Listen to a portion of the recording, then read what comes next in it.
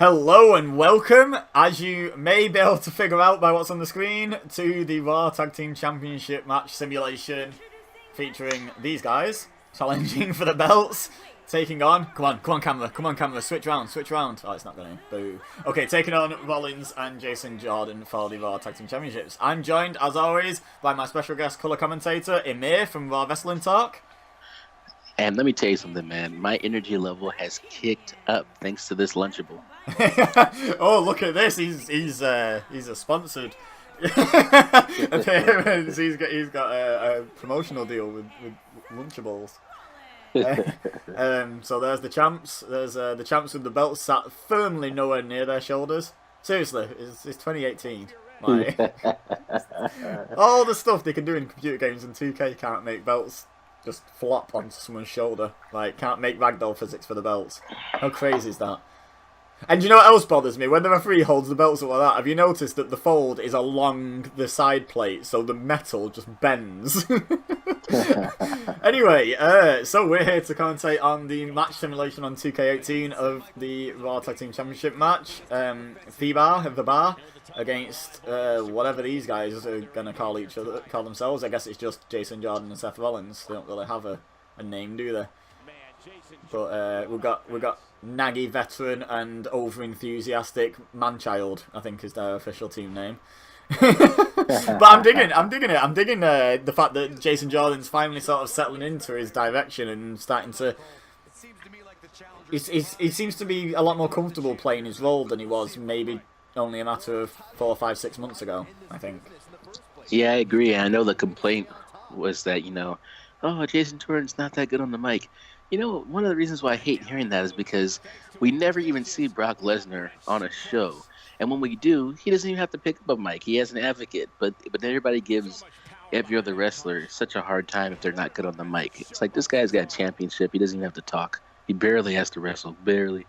But, Jason Jordan's gotten much better as he's gotten more comfortable being in front of the crowd. And the wrestling skill was always there. But now his mic skills are improving, and you can tell he's starting to have some fun with it. So good for him. Yeah, and I think genuinely, purely in ring, Jason Jordan's top 10 in the company at the moment. He's so good. There's nothing he can't really do. He can throw around some huge men. He can throw himself around with some ridiculous speed. And athleticism. We've got a hot tag already, by the way. That seems a bit early, and it's on the heel side, the official heel side, I guess. Seeing as we've got 3 heels in this match, but but yeah, he's in terms of just in ring work. I defy people to name me 10 people that are objectively better in ring than Jason Jordan right now in WWE. Maybe in the world there are, but in WWE, no, I don't think so. Here's the age-old argument here. Is I've heard a lot of people say, listen, Chad Gable was the better of the two. And I thought to myself, no, but that was me. I'm a Jason Jordan guy, and I've enjoyed him. What he's done after Gable, I've enjoyed much more than whatever Gable has done. But, where do you sit with that? Who do you think was the better of American Alpha? Honestly, I think neither. I think they're both top 10 and round about the same position in the top 10. They're different. Jordan's bigger, so he's going to have a bit more strength, but Gable's ridiculously strong for his size. We saw that in the Clash of Champions SmackDown tag title match, didn't we? He was throwing around, but not. He didn't seem to be assisted. He was deadlift German suplexing men 50, 60, 70 pounds heavier than him. And it's really? You're just going to do a slow bridge holding that much weight up? Behave. He's crazy strong. I think they've both got amazing technique. They're both ridiculously strong, especially for Chad Gable's size, but let's face it, Jordan's bigger than Gable, but he's not the biggest guy out there, and he's still really, really powerful. They've both got great technique, great speed, great timing in the ring. They know how to work a match as well. I don't want to pick between them. I think they were a great match when they were put together as a team because they both made each other look better. Kind of thing, by being as good as each other. And it was well, he's really good, but he's just as good, so that means he's great. And that comparison just carries on. I don't think there's a massive difference in terms of ability between them. I do think, though, this match contains 3 of the top 10 workers in the company.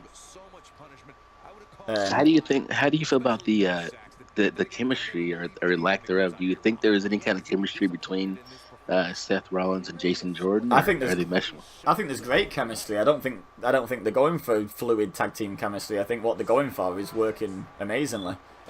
You know, I think Jordan's annoying Seth Rollins, and Seth Rollins is the one thing that bothers me, and this got pointed out on something I was listening to, like another podcast or something, I can't remember. But it was the fact that Jason Jordan, it was basically brought up as a tag team specialist. He was in a tag. I know he started off as a single in NXT, but he found success when he joined the team with Chad Gable. Then he moved over to SmackDown and won tag team titles. Then he moves over to Raw and forgets how to be in a tag team.